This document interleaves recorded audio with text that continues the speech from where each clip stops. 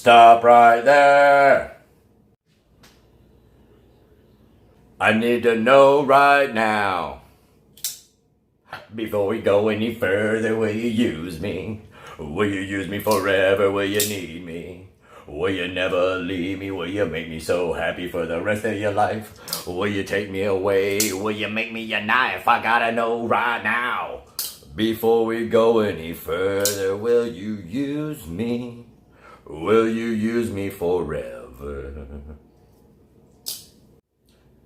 Let me cut with you. Baby, baby, let me cut with you. Let me cut with you. I'll give you an answer in the morning. Let me cut with you. Baby, baby, let me cut with you. Let me cut with you. I'll give you an answer in the morning. Let me cut with you. Baby, baby, let me cut with you. Let me cut with you. I'll give you an answer in the morning. I gotta know right now. Will you use me? Will you use me forever? Will you need me? Will you never leave me? Will you make me so happy for the rest of your life? Will you take me away? Will you make me a knife? I gotta know right now. Before we go any further, will you use me? Will you use me forever? What's it gonna be, guy? Come on, I can't wait all night. What's it gonna be, guy? Yes or no? Let me cut with you. Baby, baby, let me cut with you. Let me cut with you, and I'll give you an answer in the morning. No, but seriously, yes or no? Yep, I will most definitely take that.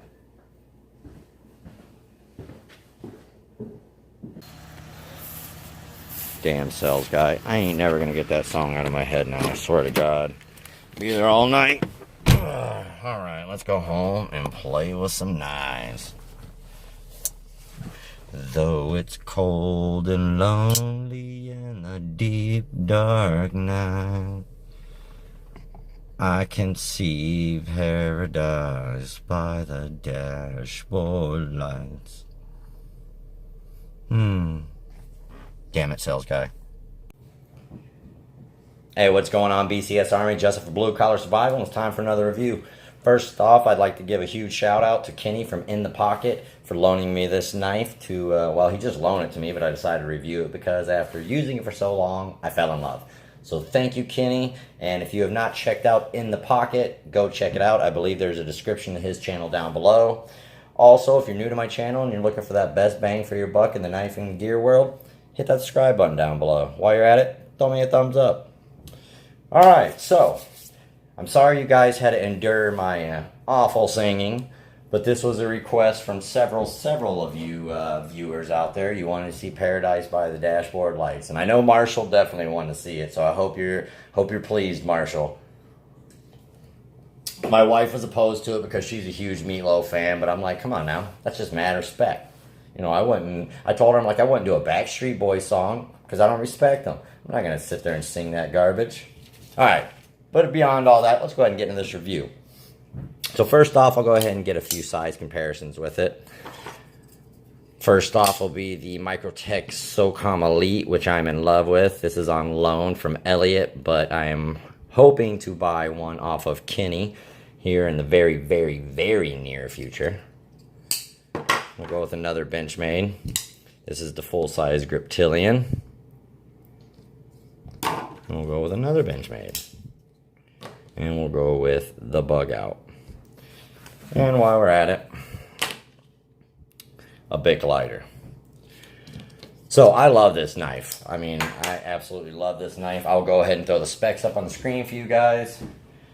This was my highest scoring knife that I've done so far. Just everything about it just popped for me. I was very pleased with Benchmade's work on this knife. I'm going to go ahead and throw up the BCS scoring as well, and then we'll go over it all. So overall, it scored a 33.5 with a 3.72 average out of 4. So this is I don't have enough thumbs to put up. This is one I would definitely recommend. It is a little bit on the higher end, but it is worth the money hands down. This one in particular, Kenny got it tested, and it was a 62 on the Rockwell. And I know some people say, well, the coating would affect it and this and that, but Kurt has done testing on knives that have coating, taken the coating off them, and done it again, and it's such a minute difference, it just isn't even. And honestly, with the coating, you'll actually get you'll get a softer reading. So yeah, but it got a 62, so absolutely amazing M4. I will get a weight on this guy for you guys real quick. Fairly lightweight. I guess I got to turn it on first, huh? I think we'll be going for you guys over at the pond first. 123 grams. I think I have 122 on the spec sheet, but whatever. And 4.3 ounces. So it is a relatively, it's not real heavy. It's got great ergonomics. It's got a drop point hollow grind blade. It's got a little upswept right here with some jimping to get your thumb in. The jimping is good, yet unnecessary. With that, the way it is, it just locks your hand in. The whole handle locks in. It's a 3.6 inch blade with a 3.5 inch cutting surface. The handle overall is 4.875 inches. Just over a ½ inch thick. And this thing is a little weight reduction. The liner in this actually, it's like kind of like the bug out. It only goes up to about here. It's a partial liner. And yeah, here we go. Let's see if I can get a shot in there. There we go. I was hoping it'd light up. Yeah, come on, focus. And you can, right here it stops. You can kind of see it right there. But this G10 that they have in here, I mean, it is doing nothing. So absolutely solid knife. I cut up some cardboard with it. Just wicked nice to hold in hand. This kind of falls almost into the Ontario Rat with it, or just that Sabenza with the upswept. But this handle right here, this is probably one of the most comfortable knives that I've held. Edge retention obviously is up there with it being the M4 steel. It is a little more difficult to sharpen. It's harder, but the blade profile itself, it's a very simple sharpening edge. There's no recurves or anything to that. And Benchmade puts a really nice sharpening choil in. That's one thing I really appreciate a lot of their knives. As you can see, they did it on that one. I think they do it on all of them. So very nice sharpening choil. The plunge grind comes down behind the sharpening choil, which I love. And yeah, it's just overall great fit and finish. I can't find anything that I really don't like. Everything lined up really good. Centering, I couldn't tell. I mean, it's pretty centered, but this is a knife that Kenny has used. But it is nice and centered. I mean, the action on it is great. Gave a 4 on that, so internals and everything are really good. Lockup is good, which with the axis lock is always really good. And I'm actually going to throw a video up of me cutting some cardboard, just showing some ease of how easy it is to go through this stuff. Now, granted, this is not a factory edge. This is an edge that Kenny put on. I believe it's 15 degrees per side. It's literally hair whittling. So, but, all right, quick demonstration just on the working in the blade.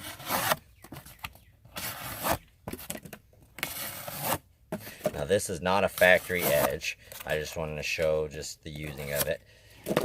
Definitely an extremely comfortable knife to work with. That's Kenny's hair shaving edge. Sorry Kenny, man, I'm doling up your knife, bro. If you haven't checked out Inthepocket's channel, definitely check out his channel. He is a way smarter guy than me. Hence the reason I started doing skits and comedy, because I'm not that smart. So I'll do what I know what to do. Be funny. I mean, you can see, I mean, this thing, I could cut cardboard all day with this knife.